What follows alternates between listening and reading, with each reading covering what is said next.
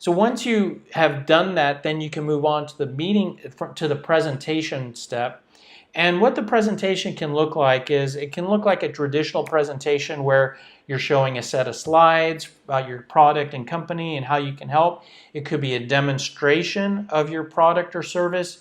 Now, I will point out many salespeople sell something that's very understood or fairly simple, and there's not a need for a formal presentation.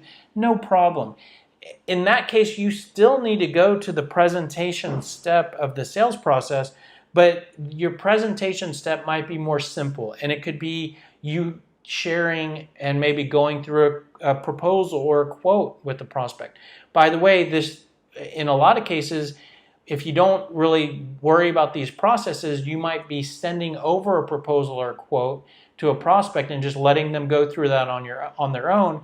When you really embrace this process, you might realize that this is the third step of the process, and you should go through the proposal with the prospect. So you can schedule it more as a meeting instead of just sending the document over to them for them to go through it on their own. And for very simple products, the presentation step might be just sharing a list of options. For example, let's say that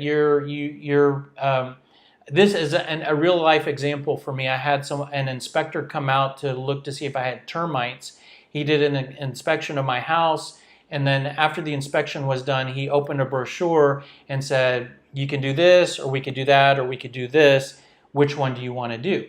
Well, when he showed me that brochure, that was actually the presentation step. So it was a 5-minute conversation, but him going through that and explaining all the different packages was the presentation step. So even if you sell something that's very everyday, very commonly known product or service, you still should or could go through this step.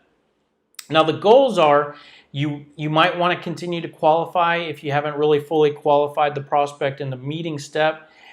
At this point, you want to build interest to a level where the prospect is interested in buying what you sell. So this is your real opportunity to communicate what you have to offer, how you differ, how you can help the prospect, and how you match up against their needs.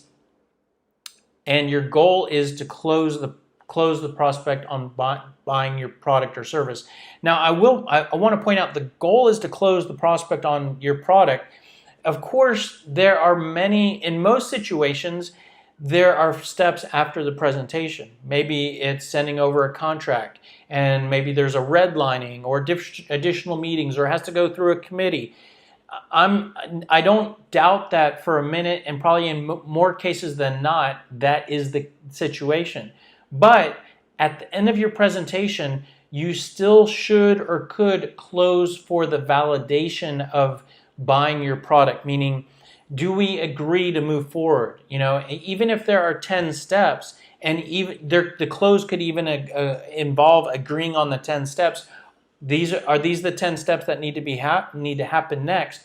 Okay, do we agree that you're interested in moving forward to those steps and moving forward? So you could close for validation, if not close for the actual signature.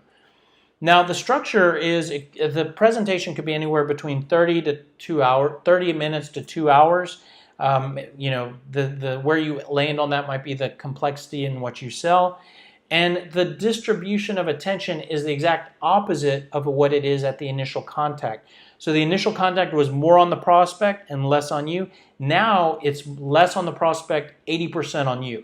What that might look like is you might spend the first 20% of the meeting, the presentation, on them, saying this is what we've learned about you, and then you're all about you and how you can help. Or it could be the first 10 minutes is your findings and about them, then 80% on you and how you can help, and then the 10% at the end for more questions and discussion about the prospect.